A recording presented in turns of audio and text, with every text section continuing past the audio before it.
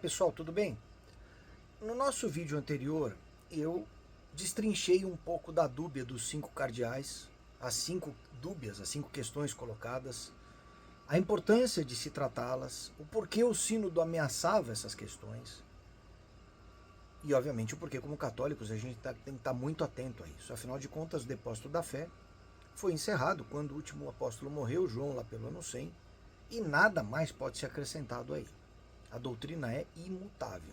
Ela pode ser aprofundada, ela pode ser mais bem explicada, ela pode e deve ser contextualizada a cada tempo, a cada geração, mas isso não pode mudar em uma vírgula.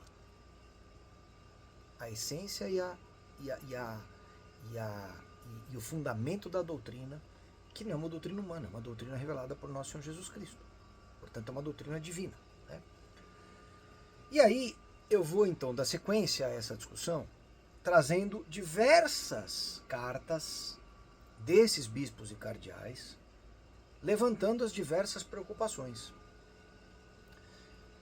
Tem carta do cardeal Burke, tem carta do cardeal Zen, tem dúbia do cardeal Duca, vai estar saindo agora uma do bispo Dom Atanásio Schneider, e tem uma que eu quero passar hoje do Monsenhor Viganò.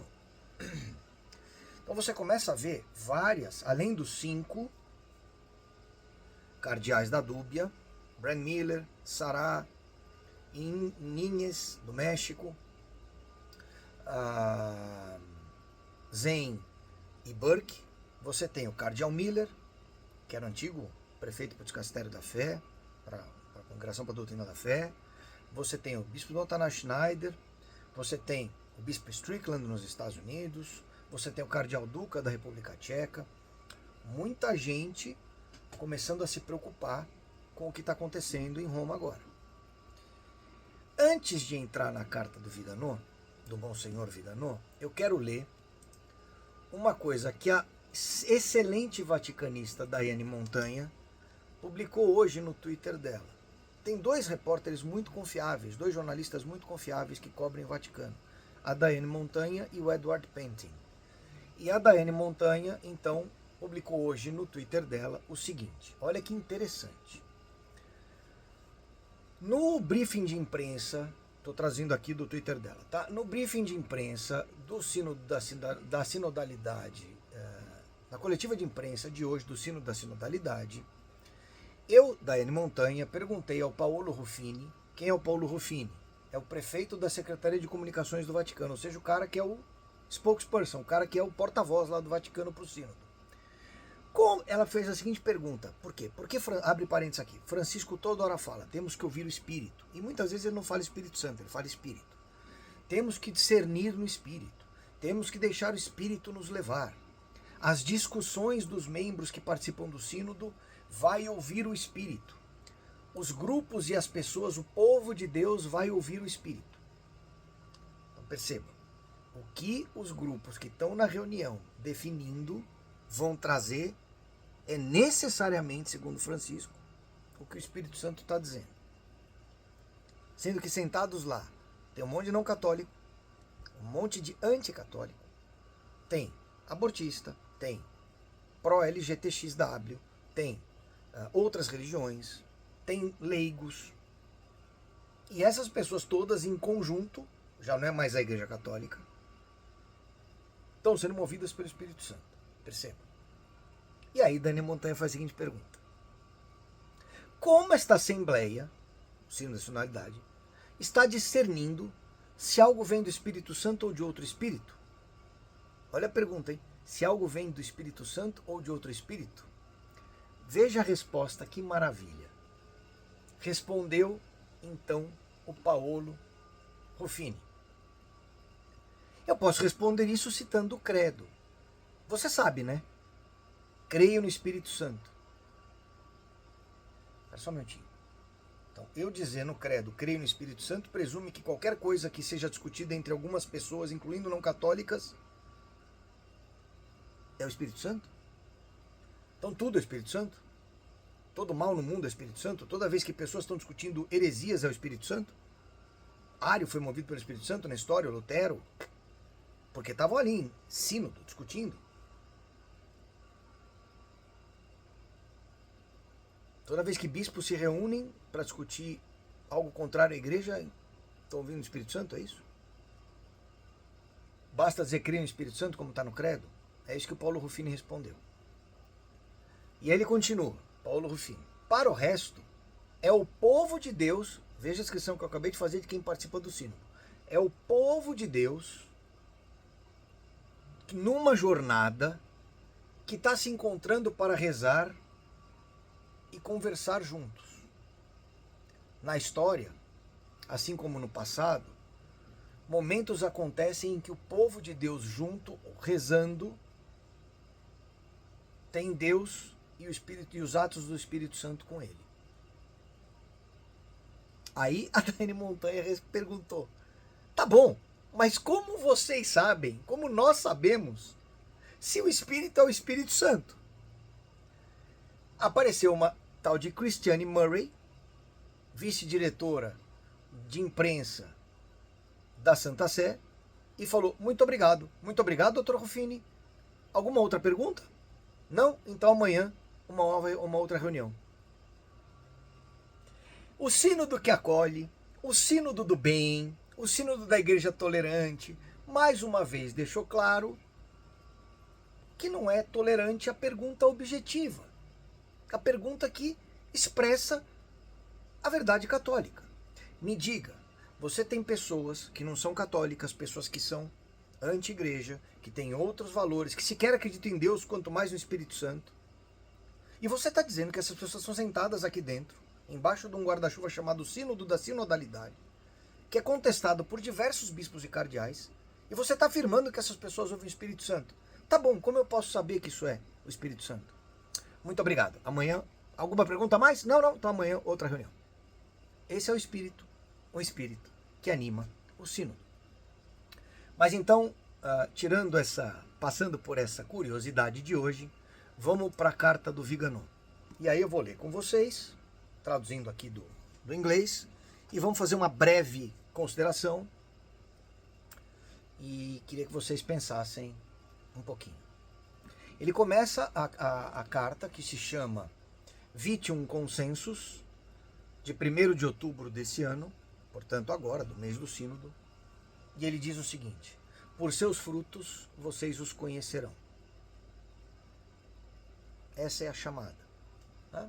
Mateus 7, 16, 20, ele cita aqui toda a passagem bíblica do por seus frutos os conhecerão. E aí, ele começa dizendo o seguinte, a evidência do problema Bergoglio, é o primeiro capítulo dessa carta. A proliferação de declarações e comportamentos completamente estranhos ao que é esperado de um papa, e ainda assim em contraste com a fé e a moralidade, do qual um papado é o guardião, levou vários dos fiéis e a cada vez mais um número grande de bispos a tomar nota de que algo que até pouco tempo atrás parecia inaceitável no trono de São Pedro pode ser realidade. O trono pode estar sendo ocupado por uma pessoa que abusa de seu poder, usando-o para o exato propósito oposto daquilo que o nosso Senhor instituiu aqui o trono do papado. Alguns dizem que Jorge Mário Bergoglio é manifestamente um herege, em questões doutrinais. Outros que ele é um tirano, em questões de governo da igreja. Ainda outros consideram que sua eleição foi inválida por causa das diversas anomalias vinculadas à resignação, à renúncia de Bento XVI e à eleição que elegeu este Bergoglio ao seu lugar. Essas opiniões, mais ou menos apoiadas por provas ou pelo resultado de especulações que não podem sempre ser compartilhadas, não obstante, confirmam a realidade que agora é incontestável. E é essa realidade, em minha opinião, Monsenhor Viganò, que constitui o ponto inicial para a discussão e para remediar esse desconcertante, escandaloso e esse desconcertante escândalo que é a presença de um Papa que se apresenta com ostentação e arrogância como um inimigo da igreja, inimicus ecclesia, e que agora age e fala como tal. É um inimigo que, precisamente porque ocupa o trono de São Pedro e abusa de sua autoridade papal, é capaz de infligir uma terrível e desastrosa ação contra a igreja, de forma como nenhum outro inimigo em toda a história da igreja foi capaz de fazer.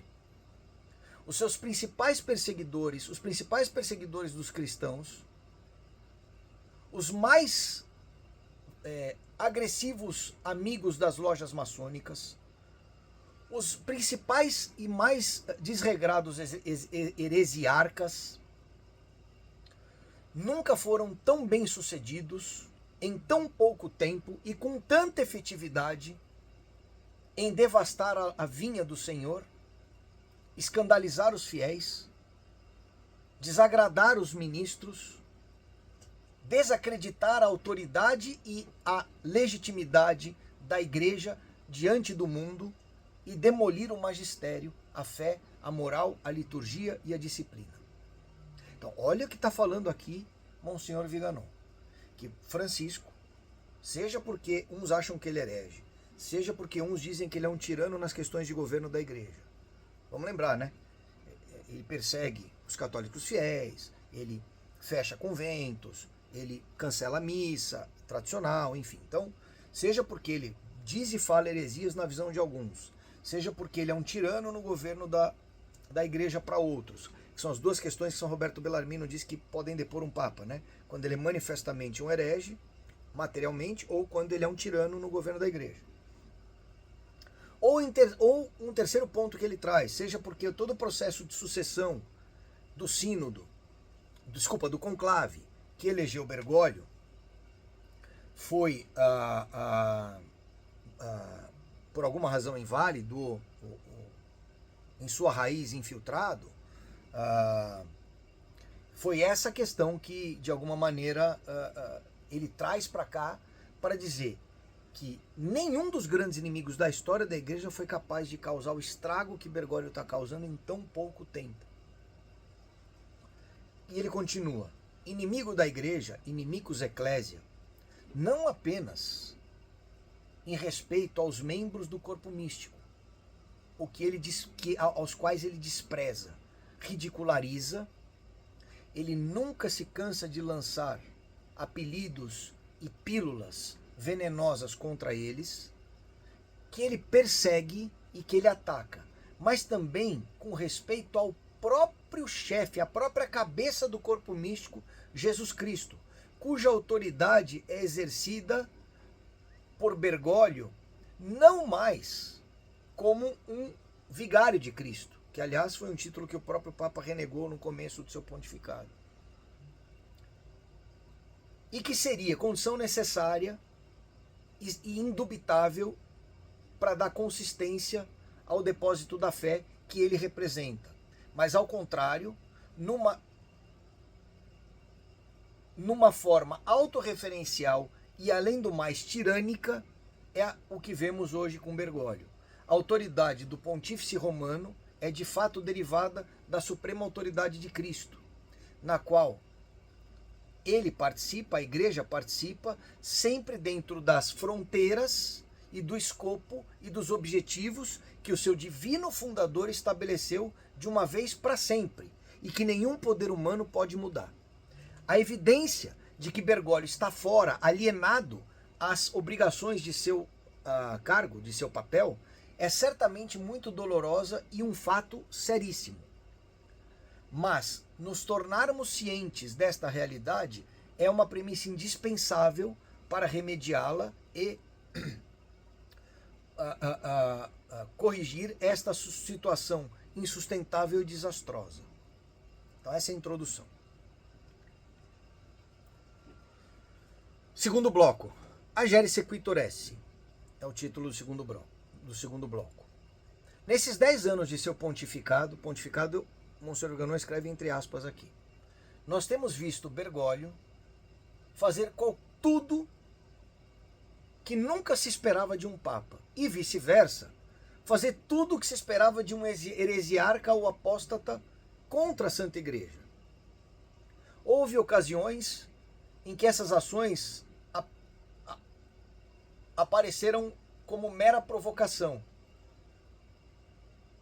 como se ele quisesse fazer atos de governo deliberadamente para causar indignação no corpo eclesiástico, no corpo eclesial. E acelerar, urgir, tocar os padres e os fiéis para reagir, dando-lhes, portanto, o pretexto de serem chamados de cismáticos. Então ele está dizendo que Bergoglio joga um jogo de cutucar, provocar, para que os fiéis reajam e ele possa então acusar os fiéis e os padres leigos e os padres de cismáticos. Mas essa estratégia típica do pior tipo de jesuitismo está agora descoberta, ou seja, não é mais agora está às claras. Porque toda a operação que foi conduzida com muita arrogância acabou em áreas que até os católicos mais moderados consideram chave, causando reação. E esses mesmos católicos moderados que não querem reagir acabaram se vendo forçados a identificar que algo estava errado. Os escândalos sexuais do clero, em particular, a resposta da Santa Sé à derrocada moral e à corrupção dos bispos e cardeais, mostrou absurda disparidade de tratamento entre aqueles que pertencem ao tão chamado círculo mágico de Bergoglio e aqueles que ele considera adversários. Está falando aqui de 2 pesos e 2 medidas. O recente caso do Marco Rupnik, que é chamado de Marco Rapnik, porque ele é um estuprador de freiras que fazia orgias com roupas, com vestes sagradas no altar, é um jesuíta amigo de Bergoglio, Marco Rupnik. E é um artista cuja arte está sendo usada para embasar o sínodo, está sendo usada como arte do sínodo. Acabaram de fazer a tumba de São Pio, do Padre Pio com a arte desse cara. Esse cara que é um condenado, é um criminoso. Jesuíta, padre, amigo de Francisco. Então ele está dizendo o seguinte: a disparidade de tratamento, tal. O recente caso de Marco Rupnik é evidente e mostra como um déspota exerce seu poder. Legisla em favor próprio e considera que ele está acima e livre para agir sem ser responsabilizado por qualquer uma de suas ações. Então está dizendo que Bergoglio é um tirano. Então ele está saindo um pouco daquela história de heresia e está indo para outra asa do passarinho aqui de São Roberto Bellarmino, que é a tirania. Né? Porque o passarinho do cancelamento, da deposição de um papa, tem 2 asas, né? Segundo São Roberto Bellarmino. Ou ele é um herege público e manifesto, materialmente herege, ou ele é um tirano. Né? Então ele está vindo aqui para o lado, o Viganò, para o lado da tirania. Está dizendo que Bergoglio age como se ele não tivesse sujeito a nenhuma avaliação de ninguém. Isso sempre acontece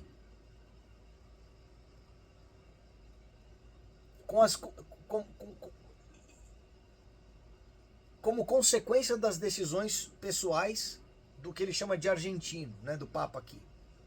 E isso é passado aos seus subordinados, que se encontram na obrigação de aderir para não serem perseguidos. Ou seja, ele está dizendo que Bergoglio toma as decisões dele e exige que os subordinados o façam, senão esses subordinados passarão a ser perseguidos.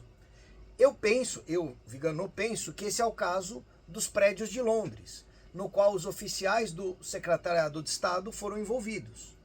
Enquanto o contrato em si, de venda daqueles imóveis, tinha a assinatura criográfica Augusta, que aparentemente é a assinatura do Papa. Eu penso, por exemplo, que a vergonhosa condução do caso de Rupnik, que em adição reabilitou um criminoso responsável por crimes horrorosos, a despeito de muitas vítimas terem feito seus depoimentos e estarem sendo vitimadas, que ele também desacreditou o prefeito para a congregação, para a doutrina da fé, que acabou de ser trocado, cardeal Ladaria, aparentes que se negou a pegar o avião para o sino da sinodalidade. Cardeal Ladaria que foi substituído pelo beije-me com a sua, como é que é, Kiss Me With Your Mouth, o beijoqueiro Túcio Fernandes, esse sim, um filme de terror, que agora é o cara que disse a doutrina é ou não é, o que pode ou o que não pode, prefeito para a doutrina da fé. Então você sai do cardeal Miller para o Ladaria e do Ladaria para o Túcio Fernandes. Túcio Fernandes, que aliás foi feito cardeal 10 dias atrás. Então agora é um cardeal Túcio Fernandes. O cara que escreveu um livro há 10 anos atrás chamado Beije-me com a Sua Boca, onde no livro ele fala, por exemplo, quem te deu como Deus foi tão mal em te dar essa boca bruxa. Nesse nível, tá? Vejam lá, Kiss Me With Your Mouth, Túcio Fernandes. Eu estou pensando aqui no caso de McCarrick. McCarrick, parentes. Cardeal McCarrick era o kingmaker, o cara que era o manda-chuva na igreja nos Estados Unidos. Cardeal McCarrick é quem fez o acordo do Vaticano com o Partido Comunista Chinês, para que o Partido Comunista Chinês possa eleger seus bispos e fazer a igreja falsa da China, a igreja católica falsa da China, enquanto a verdadeira igreja está nas catacumbas. Cardeal McCarrick, que é o maior predador sexual da história da igreja, que mantinha casas de veraneio, que foi condenado, e para não ser condenado, a igreja usou a estratégia de laicizá-lo, de forma que ao ele deixar de ser cardeal e ser laicizado, o tempo passou e agora ele está muito velho para ser processado. Acabaram de derrubar o caso contra ele porque ele está muito velho. Ou seja, ele ficou com o dinheiro e nunca pagou pelos seus crimes. O cardeal McCarrick é quem o Viganò denunciou ao Papa Francisco. E a partir desta denúncia, o McCarrick era muito amigo de Francisco e foi feito bispo no mesmo dia pelo Papa João Paulo II. Eles se tornaram bispos, McCarrick e Francisco, no mesmo dia pelo Papa João Paulo II. Quando Viganò, que era o núncio apostólico da igreja para os Estados Unidos, leva o relatório dos crimes sexuais do McCarrick e dos bispos envolvidos, Suppet, Tobin, todos que sabiam do esquema, da máfia de lavanda e do esquema do Partido Democrata Americano, da conspiração, que hoje se chama de conspiração Clinton, mas a gente sabe que não é uma conspiração. Esse cardeal McCarrick, então, quando o Viganò leva o relatório, Francisco fecha a porta com ele, ele passa a ser perseguido. Hoje o Monsenhor Viganò vive escondido, porque dizem que há um contrato de, digamos assim, fazê-lo chegar mais rapidamente a Deus. Então ele está sempre escondido, Viganò sempre fazendo suas declarações remotamente. Então Viganò fala, eu estou lembrando aqui do caso de McCarrick, caso que ele foi o investigador, ele, Viganò, como eu acabei de dizer, em que a farsa de um procedimento administrativo secreto foi liquidada sem nenhuma compensação às vítimas e foi declarada inapelável, res judicata. E a lista vai. Então, parece evidente que aqueles que, voluntariamente ou não, colaboram com Bergoglio, se encontram sempre numa situação de pressão vinculada a escândalos no Vaticano. Muitos estão notando o utilitarismo cínico de comportamento, no qual, de fato, tenta fazer que promoções e facilidades sejam dadas às pessoas que justamente podem funcionar como bode expiatório e são suscetíveis à chantagem. Então, olha o que ele está colocando aqui como modus operandi de promoção das pessoas dentro da estrutura da Cúria e da estrutura do Vaticano do Papa Francisco. Quebrando o muro do silêncio, esse é o terceiro bloco da carta. O silêncio do episcopado, em face aos absurdos de Bergoglio, confirma que o autoritarismo autorreferente do jesuíta Bergoglio encontrou obediência servil na maioria dos bispos, terrificados pela ideia de se tornarem eles bispos objeto de retaliação ou vingança de um déspota sentado que habita em Santa Marta, onde o Papa vive. Alguns bispos diocesanos estão, aqui provavelmente está falando de Strickland e outros, né? Alguns bispos diocesanos estão começando a não mais tolerar as ações devastadoras que minam, que destroem a autoridade e a legitimidade de toda a igreja. O bispo Strickland, por exemplo, olha lá, o bispo Strickland tem reiteradamente afirmado as doutrinas imutáveis da Santa Igreja, que este sínodo da sinodalidade, que começa este mês, está preparando e tentando demolir. O cardeal Miller, Gerhard Ludwig Miller, acertadamente afirmou, relembrou, que o Senhor não deu poder ao Papa para fazer bullying, para perseguir bons bispos. Apesar de muitas coisas ou alguma coisa estar começando a mudar e alinhamentos estarem tomando forma, o que nós vemos agora na Igreja Sinodal de Bergoglio, que ele emblematicamente chama de Nossa Igreja, ou seja, a Igreja Sinodal de Bergoglio, Nossa Igreja, versus, então, alinhamento, né? Versus, na outra mão, aqueles que permanecem fiéis à Igreja Católica,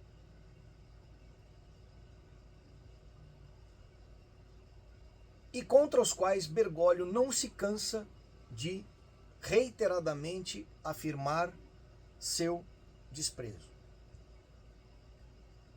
Então, ele está dizendo que está tendo um alinhamento, lembra de Áquita, né? De Fátima, de La Salette, todas as profecias de Nossa Senhora que tratam do final dos tempos, onde lá bispo contra bispo, é isso que ele está colocando aqui. Está se formando um alinhamento entre dois grupos, aqueles que são fiéis à igreja e aqueles que estão na Our Church, na nossa igreja, na igreja sinodal de Bergoglio. É isso que ele está denunciando aqui. Próximo bloco. The Sanatio in Radicti of the Irregularities no conclave de 2013. Então, a resolução na raiz das irregularidades do conclave de 2013, que foi o conclave que elegeu Papa Francisco. O bispo Dom Athanás Schneider mantém a ideia de que as irregularidades que possam ter ocorrido no conclave de 2013 já foram resolvidas e curadas na raiz, em Radicti, pelo fato de Jorge Bergoglio ter sido reconhecido como Papa pelos cardeais eleitos, pelo episcopado e pela maioria dos fiéis. De forma prática, o argumento é o seguinte: independente dos eventos que possam ter levado à eleição de um Papa, com ou sem a intermediação, a intervenção de gente de fora, faz com que a Igreja, de forma prática, estabeleça um limite a partir do qual não é possível desafiar a eleição desta pessoa e é obrigado que ela seja aceita pelo povo cristão. Mas essa tese, diz Vigano, é chamada à reavaliação por um precedente histórico. Agora ele vai dar uma situação similar onde agiram diferente. Em 1378, depois da eleição do Papa Urbano VI, a maioria dos cardeais prelados e da população dos fiéis reconhecia Clemente VII como Papa, mesmo que ele fosse, em realidade, um antipapa. 13 dos 16 cardeais questionaram a validade da eleição do Papa Urbano, devido à ameaça de violência dele contra o Sagrado Colégio. E mesmo os poucos apoiadores de Urbano imediatamente se retrataram de sua eleição e convocaram um novo conclave et Fondi, que elegeu o antipapa Clemente VII. Mesmo São Vicente Ferrer, um santo fundamental importantíssimo, estava convicto de que Clemente era o Papa real. Mas Santa Catarina de Sena, por exemplo, tomou o lado de Urbano. Se o consenso universal é infalível como argumento válido para legitimar um Papa, então Clemente seria o Papa, seria corretamente, por direito, considerado Papa verdadeiro, ao contrário de Urbano. Ocorre que o antipapa Clemente foi derrotado pelo exército de Urbano VI na Batalha de Marino em 1379. E Clemente então transferiu a sé dele, antipapa, para Avignon, na França, o que levou ao cisma do Ocidente, que durou 39 anos. Ou seja, o Papa Real era Urbano VI. E, ao apoiarem um Papa falso, veio um cisma. Esse Papa falso levou Clemente VII à sede da igreja para Avignon, na França, e foram 39 anos de cisma do Ocidente. Por isso nós podemos ver por esse exemplo que o argumento da aceitação geral, que era o que Clemente VII tinha, não fica de pé no teste da história. Próximo bloco. Via Tuccior do Bispo Schneider. O Bispo Schneider nos lembra também da Via Tuccior, ou a via segura, a via mais segura, que consiste em não obedecer um Papa herege, sem necessariamente ter que considerá-lo ipso facto fora do seu papel, do seu cargo, como estando separado da igreja, mas ao mesmo tempo sem ser capaz de ser sua cabeça. Como São Roberto Bellarmino acredita em seu livro. Ele está dizendo que o Dom Antônio Schneider diz o seguinte, que o Papa é Papa, ele tem que ser reconhecido, mas no que ele for herege a gente não é obrigado a obedecer. É o tal do reconheça e resista. Mas mesmo esta solução, evolui o Monsenhor Viganon, que pelo menos reconhece que Bergoglio é um herege, não parece decisiva para mim. Uma vez que a obediência dos fiéis só é capaz de gerar ao Papa uma negação marginal e irrisória, comparada com a força dos atos de governo e magistério que ele carrega e continua performando, sem que seus diretos, bispos, cardeais e os próprios fiéis, sejam capazes de fazer qualquer coisa em relação a isso. Ou seja, ele está dizendo que por mais que nós neguemos obedecer Francisco nas heresias que vão ser construídas no sínodo, por exemplo, mas reconheçamos ele como Papa, isso diz o Viganon.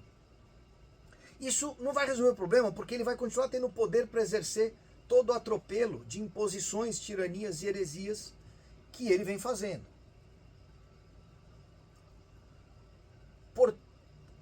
Claramente, alguém pode organizar uma missa clandestina, tridentina, um padre pode, junto com os leigos, fazer um esquema subversivo, um grupo de bispos para operar à margem de Bergoglio. Mas o fato é que Bergoglio está introduzindo, e aqui é importante, mudanças inaceitáveis na doutrina da igreja. Abrindo parênteses, transformar pecado em virtude, heresia em doutrina, tá? É disso que se trata. Como, por exemplo, ordenação de mulheres, como, por exemplo, benção apostólica a casais homossexuais e outras coisas que estão lá na dúbia. Então, como Bergoglio está preparando mudanças doutrinárias inaceitáveis no sínodo da sinodalidade, o que é que esses paroquianos, esses padres podem fazer, esses diáconos podem fazer? E aí ele problematiza. O que acontece, por exemplo, quando uma diaconisa dá uma bênção apostólica a um casal sodomita? Agora, saiu daquela coisa, eu não concordo com uma linha da Fratelli Tutti, eu não concordo com um capítulo da Laudato Si, para uma coisa que é concreta. Você vai estar na igreja, sua família, crianças, e vão estar vendo uma diaconisa abençoar um casal sodomita. É disso que Monsenhor Viganon está falando, que agora está aterrissando para a vida real paroquial. Os paroquianos vão enfrentar isso no seu dia a dia. Já não é mais uma discussão teológica ou uma discussão doutrinária, agora é vida real. Por quê? Porque o sínodo tem essa prerrogativa, essa ideia. Certamente, desobedecer ordens ilegítimas e hereges, ou de um superior apóstata ou herege, é um dever subgrave, uma vez que a obediência a Deus vem antes da obediência aos homens. E por causa da virtude da obediência, e porque a virtude da obediência é hierarquicamente subordinada à virtude teologal da fé. A obediência é uma regra na igreja, mas a virtude da obediência é subordinada à virtude da fé. Do mesmo jeito porque obedecer ao homem é subordinado a obedecer a Deus. O resultado desse estrago em todo o corpo eclesial não é capaz de ser prevenido por uma simples ação de resistência. A raiz da questão precisa ser resolvida. E aí ele traz o próximo bloco. O defeito do consenso na assunção do papado. O que ele vai dizer aqui? Ele vai trazer uma tese teológica, ele não vai mais falar de doutrina. Ele vai dizer o seguinte, ele vai fazer uma analogia com o casamento. Um casamento, um matrimônio sacramental, é uma união eterna entre duas pessoas que que livremente consentem nesta união. Se alguém dos dois estiver forçado, a união é inválida. Se alguém dos dois for forçado a assumir o casamento, a união é inválida. Da mesma forma, se um dos dois trair essa união, no dia do casamento, eu só vou casar com ele porque na lua de mel eu vou ter uma viagem bacana e voltando da lua de mel eu separo. Ou eu vou casar com ela, mas eu não quero ter filho, ela nunca vai saber. O casamento é declarado válido. Porque o espírito que levou a esta união era um espírito de mentira e de engano. A pessoa, um dos dois cônjuges, estava deliberadamente, antes de assumir o compromisso, tramando destruir o compromisso. Usufruir de benefícios e destruir o compromisso. Então, Viganò vai fazer essa abordagem agora. Tomando nota de que, de fato, Bergoglio é um herege, e a declaração da Amoris Laetitia, por exemplo, em que casais de segunda e terceira união podem comungar mesmo tendo relações sexuais, que aliás ele reafirmou agora na dúbia do cardeal Duca da República Tcheca, que casais de segunda e terceira união, ou qualquer casal, pode, se tiver com a sua consciência em dia, mesmo fazendo sexo, receber a comunhão, que não é pecado, contradizendo o ensinamento de 2000 anos da igreja. Ou a sua afirmação da imoralidade intrínseca da pena de morte, que também é contrário ao ensinamento da igreja, já seriam fatos suficientes para provar que Bergoglio é um herege. Mas nós devemos nos perguntar se a eleição de 2013 foi de alguma maneira invalidada por falta de consentimento. Aquilo, né? Se Bergoglio, na hora que ele ia assumir o papado, já estava com a cabeça organizada e tramada para entrar na igreja e fazer o contrário do que um papa deveria fazer e o contrário do que se espera de um papa na cadeira de Pedro. Essa é a tese que ele vai trazer.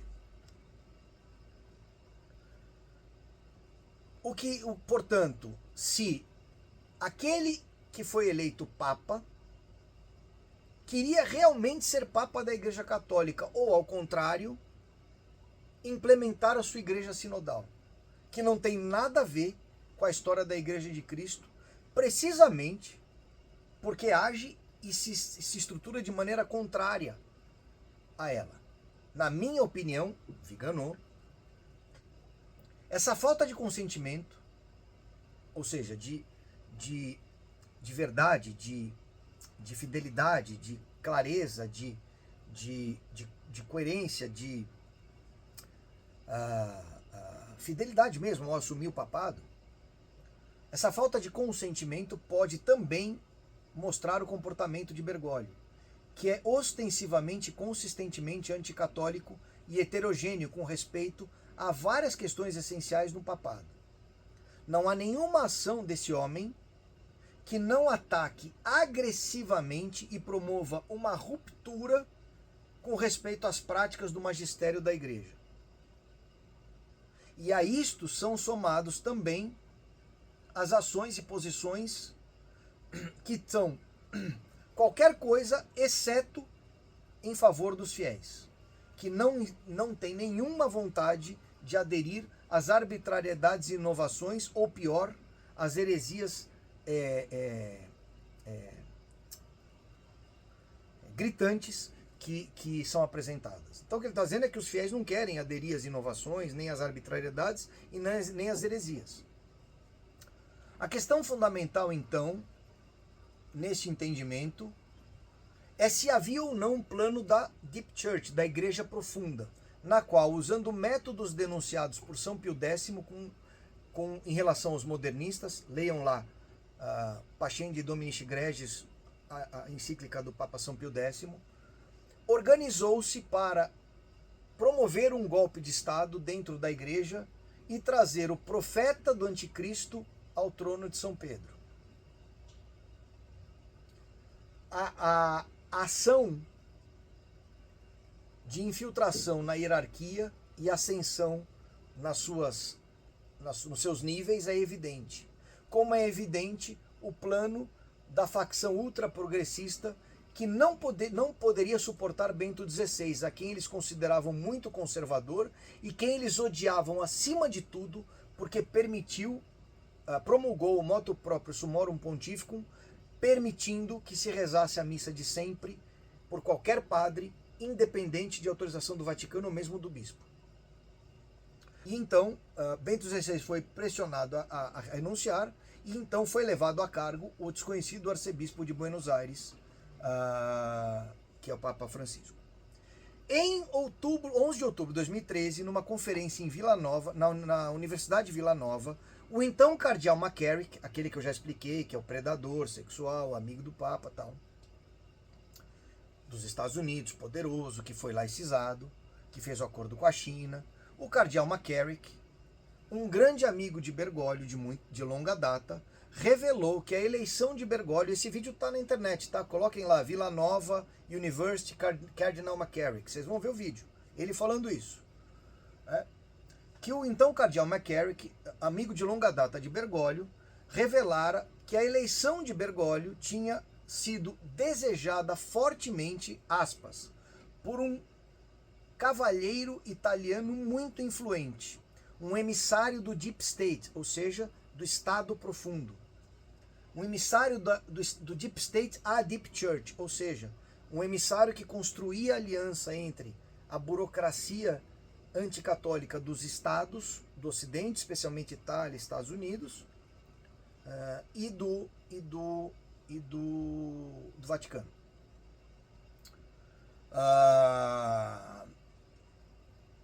Aqueles que trabalham na Cúria sabem muito bem quem é esse homem chamado o Cavalheiro, por excelência, e quais são suas ligações poderosas com os dois lados do Rio Tibre, o Vaticano e o governo italiano. E também sabem, presta atenção agora, o quão embaraçoso seria explicar as conexões do Vaticano e dos membros da Cúria ao lobby homossexual. Então percebe que tem chantagem, é isso que ele está falando aqui. E vamos lá, o Vigano foi a pessoa que nos Estados Unidos, como núncio apostólico, foi designado para investigar o Casey McCarrick e fez o relatório. Portanto, ele tem profundo conhecimento do que ele está falando. Tá? Isso também significa que McCarrick disse que estava convencido que Bergoglio iria, aspas aqui, iria mudar o papado em 4 anos, 2013 e 17. 17 ele solta Amores e Letícia. De 17 para cá, vejam tudo que aconteceu. Laudato Si, Fratelli Tutti, Desiderio Desideravi, Traditionis Custodes, Sínodo da Sinodalidade, Sínodo da Família, olha o volume de coisas, né? Sínodo da Amazônia, Pachamama, enfim. Então, é isso que ele está dizendo aqui entre aspas, confirmando a intenção maliciosa com a qual o divino ofício do Papa seria usado para reformular a instituição da Igreja de maneira definitiva. Vendo Bergoglio participar num evento patrocinado pela Fundação Clinton, aconteceu há 15 dias atrás. Procurem na internet aí, Papa Francisco e Bill Clinton. Abre parênteses, Fundação Clinton, Hillary Clinton, John Podesta, fortemente vinculados a denúncias de pedra, vinculados a comunismo, esquerdismo nos Estados Unidos, promotores e financiadores em larguíssima escala do aborto no mundo. E o Papa Francisco fez a abertura do evento com Bill Clinton. Tem até uma curiosidade aqui, o Bill Clinton é que citou Isaías, o Papa Francisco não falou de Jesus da Bíblia em momento nenhum, e na hora de despedir, o Bill Clinton abençoou o Papa. Enfim, só curiosidade. Mas, vendo o Bergoglio participar no evento patrocinado pela Fundação Clinton, depois de fazer diversos apoios, validações e legitimações escandalosas da elite globalista, parentes, picadinhas com Pfizer, fechamento de igreja, World Economic Forum mandando o cardeal Turkson, Partido Comunista Chinês, para nós aqui no Brasil dizendo que o Lula era inocente, que a Dilma foi empichada por golpe, enfim, várias ações aí que, né, são divulgadas na imprensa. Confirmam o seu papel como agente liquidador e gerador da falência da igreja, com o propósito de substituir a constituição da religião de Deus pela religião da humanidade, que servirá como operadora da sinarquia da nova ordem mundial. Ecumenismo, ecologismo, vacinismo, imigracionismo, LGBTXQ+, ideologia de gênero e outras instâncias da religião globalista foram todas apropriadas por Bergoglio, não apenas como ação e ostentação e orgulho demonstrados no apoio a esses proponentes, mas também ao apoio à Agenda 2030 da ONU, mas também por meios de demolição sistemática de tudo que se opõe a este falso magistério. E a perseguição, portanto, opondo-se a tudo que é verdadeiro no verdadeiro magistério, porque isso atrapalha o avanço do falso magistério. E impondo perseguição agressiva, virulenta, àqueles que expressam sequer apenas perplexidades prudentes. Ou seja, não está falando nem que ele persegue aqueles que o criticam abertamente, como o próprio Viganò. Está falando que persegue aqueles que manifestam alguma perplexidade. Portanto, se Bergoglio é um herege e agressivamente hostil à Igreja de Cristo,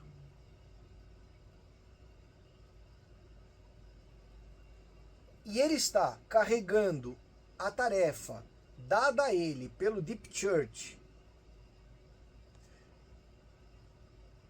ele foi liberado para expressar as suas mais extremas posições.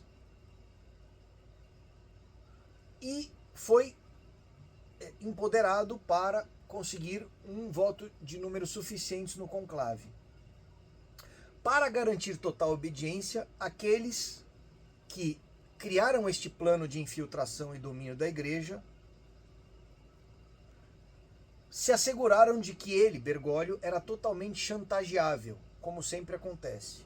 E uma vez eleito, Bergoglio, então, poderia mostrar-se a si mesmo como ele verdadeiramente é e iniciaria a demolição da igreja, o início da demolição da igreja e do papado. Perceba que ele fala de demolição de igreja e do papado. Mas é possível para um papa destruir o papado que ele mesmo personifica e representa? É possível um papa devastar a igreja do Senhor, que o Senhor a colocou para que ele defendesse? E de novo, se um cardeal participa do conclave com uma intenção maliciosa, isso é válido? Se ele pretende subverter, executar atos de subversão contra a igreja, se ele ambiciona cometer um crime, e se mesmo que esses procedimentos e normas da eleição sejam aparentemente respeitados e legítimos, há indiscutivelmente uma mente que trabalha contra a instituição, que ele chama, e há uma mens rea. A intenção criminal emerge do fato de que os cardeais que desenvolveram o plano e colaboraram com o plano enganaram aqueles cardeais que votaram de boa fé.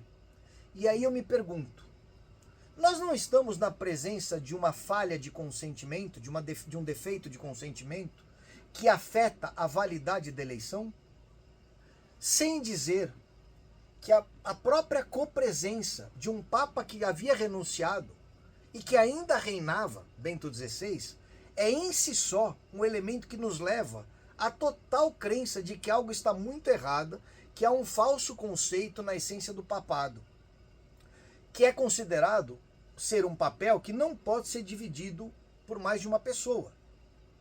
Não vamos nos esquecer que a distinção entre munus e ministerium, munus é o poder espiritual, ministerium é o poder de governar do Papa, é arbitrária, e que não pode haver um Papa que tenha o munus e outro ministério, como falaram que seria Bento XVI e Francisco.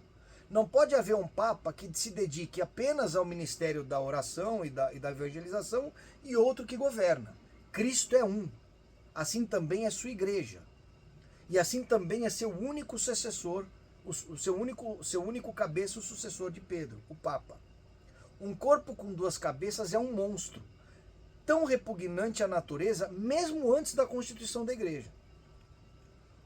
E ele termina com o seguinte capítulo: possíveis objeções. Está fazendo aqui a dinâmica de São Tomás, né? Ele mesmo já traz as objeções à argumentação dele. Muitos podem objetar dizendo, mesmo se Bergoglio haja com malícia, ele ainda assim foi aceito pelo colégio de cardeais, que fizeram a eleição dele como bispo de Roma e, portanto, como romano pontífice. Então ele assumiu o papado e deve ser considerado papa. Eu acredito, Viganò, que essa própria aceitação do papado é invalidada, porque ele considera o papado algo diferente do que o papado é. Como uma esposa, aqui era a história do matrimônio, né? Que quer se casar na igreja, mas exclui os propósitos específicos do casamento sacramental de suas intenções, fazendo o casamento nulo e vazio, precisamente por sua falta de consentimento naquilo que torna o matrimônio um sacramento válido diante de Deus pela igreja. Não apenas. Que conspirador que age de maneira maliciosa a fim de ascender a um trono, a um poder, iria ser tão ingênuo de explicar antecipadamente àqueles que o elegeriam que ele entenderia, que ele pretenderia se tornar um papa para destruir, um papa para seguir com as ordens, para executar as ordens dos inimigos da igreja e dos inimigos de Deus e destruir a igreja. Seria algo como: bom dia, eu sou Jorge Mário Bergoglio e eu pretendo destruir a igreja me elegendo papa. Vocês votam para mim? Vocês votam em mim?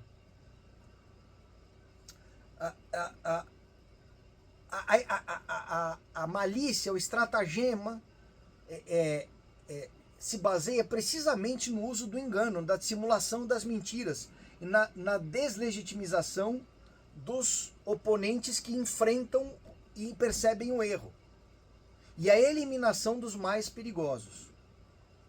E a prova de que Bergoglio pretendia executar um plano criminoso da elite globalista está bem diante de nossos olhos, com quando Francisco entrega todos os principais objetivos presentes nos e-mails de John Podesta. Parênteses, John Podesta era o assessor direto da Hillary Clinton na campanha contra o Trump. Teve aquele vazamento de e-mails onde se viu ali o esquema da pedo tararará, o tal do pizza tararará gate. John Podesta que se dizia católico e tal, né? O homem direito, a mão direita de Hillary Clinton, John Podesta, defendeu diversos itens, tais como a adoção da igualdade de gênero como premissa para a ordenação de mulheres, a inclusão LGBT, da aceitação da teoria de gênero, da ideologia de gênero, a participação da igreja na Agenda 2030 e nas mudanças climáticas. Parênteses, Papa Francisco agora acabou de lançar no primeiro dia do sínodo, dia 2 agora, a Laudate Deum, que é a parte 2 da Laudato Si. é uma encíclica onde ele fala de mudanças climáticas, transfere a gestão dos ativos climáticos do mundo à elite, fala claramente que tem que ter um grupo de elite que coordena em prol do bem comum os ativos climáticos, fala de Maria nenhuma vez, da igreja uma vez, de Cristo 2 ou 3 vezes no máximo, de Deus 2 ou 3 vezes no máximo, de Cristo nenhuma vez, enfim. É um texto totalmente da ONU, assim, né? Da condenação do proselitismo à exaltação da imigração como método de substituição étnica. Duas coisas importantes aqui. O Papa Francisco o tempo todo diz que os católicos não podem fazer proselitismo. O que é isso? Falar da fé, tentar converter as pessoas. Ora, os islâmicos fazem isso. Os protestantes evangélicos fazem isso. Mesmo os judeus fazem isso. E nós católicos não podemos mais levar a fé, que é o mandamento de Cristo. Ide e fazei todas as nações, convertei todas as nações, ide levar o evangelho aos 4 cantos do mundo, tal. É um mandamento, o verbo está no imperativo, ide. E o Papa Francisco fala em vários lugares que o proselitismo é negativo, que a gente não deve converter ninguém. E sobre a questão da imigração, a promoção da imigração asiática e africana, especialmente islâmica, está transformando a cultura e a religião dos países católicos, especialmente França, Itália, Espanha, e também dos países protestantes como a Inglaterra. Totalmente uma mudança cultural, de redução do catolicismo. Na França, por exemplo, por mês são elevadas 15 mesquitas e fechadas a mesma proporção de igrejas. Eu não lembro direito de cabeça a proporção, mas é uma proporção de tipo 15:1, assim. Busquem na internet, vocês vão ver o volume de mesquitas que é levantada versus igrejas católicas que são vendidas, ou fechadas, ou demolidas. E nós estamos falando da França. Tá? Ao mesmo tempo, há a remoção e a condenação da igreja pré-conciliar. A igreja que existia antes do Concílio Vaticano II, ou seja, a igreja católica de 2000 anos. A igreja que ele diz que é composta por pessoas rígidas e intolerantes, começando com o nosso próprio Senhor Jesus Cristo, como o Antônio Spadaro, que é um assessor do Papa, blasfemamente escreveu. Então Spadaro disse que nosso Senhor Jesus Cristo era o mais intolerante dos intolerantes da Igreja Católica.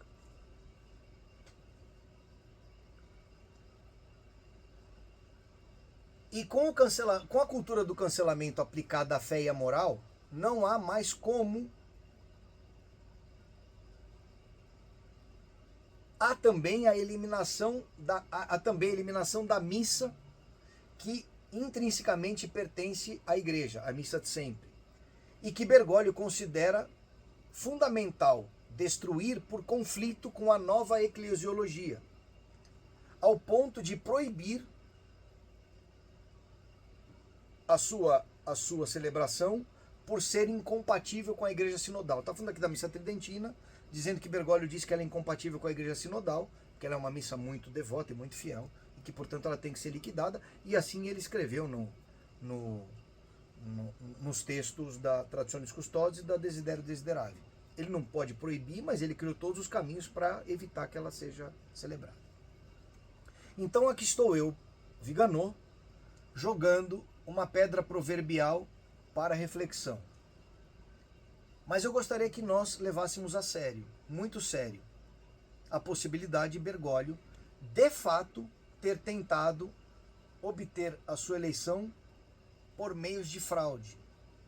E que essa intenção era focada em abusar da autoridade do Romano Pontífice, usar de maneira abusiva a autoridade do Romano Pontífice, a fim de executar o exato oposto do que Jesus determinou que seria o mandato de São Pedro e de seus sucessores, que é confirmar a fé católica, confirmar os fiéis na fé católica, alimentar e governar os fiéis do Senhor, as ovelhas do Senhor, pregar o evangelho a todas as nações.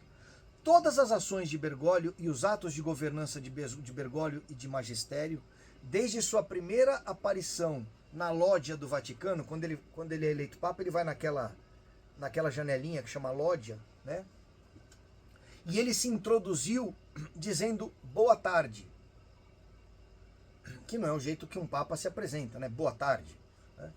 boa noite, deixou claro qual seria a direção diametralmente oposta ao mandato petrino, e que ele adulterou e continua adulterando, atacando o depósito da fé. Ele criou confusão e mal direcionou os fiéis. Ele dispersou as ovelhas. Ele declarou que ele considera a evangelização dos povos um absurdo solene. Ele não quer que os povos se convertam. E ele sistematicamente abusa do poder das chaves sagradas, as chaves, né, que Cristo deu a Pedro, para perder aquilo que não pode ser perdido e para juntar aquilo que não pode ser juntado. A situação é humanamente irremediável, porque as forças que estão em jogo são imensas e porque a corrupção da autoridade não pode ser curada por aqueles que estão sujeitas a ela. Por isso que ele não está dizendo aqui que Bergoglio não é papa, por isso que ele não está assumindo uma posição sedevacantista. Ele está trazendo os bispos, cardeais, padres, fiéis, a pensar sobre as variáveis. Mas ele não está afirmando aqui que a sede está vacante. Por quê? Porque ele está dizendo esse princípio fundamental, que aqueles que estão embaixo da autoridade não têm poder para curar os erros da autoridade. Nós devemos notar que essa metástase do pontificado se origina no câncer conciliar do Vaticano II, a partir do qual tudo foi criado ideologicamente. A doutrina e as disciplinas, as bases doutrinárias, disciplinares e ideológicas, que inevitavelmente levariam a um pontificado, a este ponto, um pontificado como o de Francisco. Muitos dos meus confrades, dos meus irmãos, que já reconhecem a gravidade da corrente crise, teriam a capacidade de reconhecer o link causal entre a Revolução Conciliar do Vaticano II e suas consequências extremas com Bergoglio? E aí ele termina fazendo a seguinte conclusão. Se essa paixão da igreja, Passio Ecclesia, é um prelúdio do final dos tempos, é nosso dever nos prepararmos espiritualmente para momentos de grande tribulação e de verdadeira e cabida perseguição.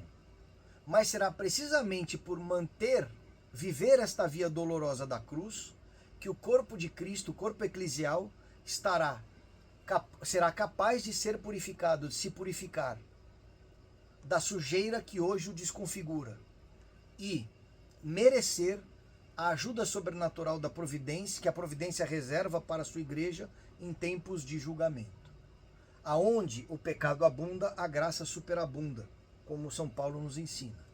Finalmente, me permita, Viganò, lembrá-los que Exsurge Domini Association, que é uma associação que ele fundou para ajudar os padres que estão sendo cancelados e perseguidos pelo Papa Francisco, blá, blá, blá, blá, blá. Pessoal, é um documento importantíssimo, é um documento onde aquele que viveu por dentro e que hoje é perseguido e que está escondido, escreve e que chama os confrades, nesse momento da dúbia, a pensarem sobre essa tese, que é a tese do matrimônio nulo, do matrimônio inválido, do matrimônio vazio, porque Bergoglio, independente da heresia, da tirania, etc., já teria ascendido ao trono com a intenção de destruir a igreja desde dentro, servindo ao Deep Church e ao Deep State. O que eu acho disso? Nada. Eu não acho nada, porque a nós leigos não cabe achar nada. A nós leigos cabe rezar, rezar, rezar, manter-se fiel ao Senhor, não cair no erro, não aderir ao pecado, não trair o Senhor. Porque se um anjo do céu vier pregar um evangelho diferente desse que eu vos ensino, diz Paulo, que ele seja anátema. Não, não, não, não. Se eu, Paulo, vier pregar um evangelho diferente desse, seja eu anátema. Se Paulo diz isso, imagina nós.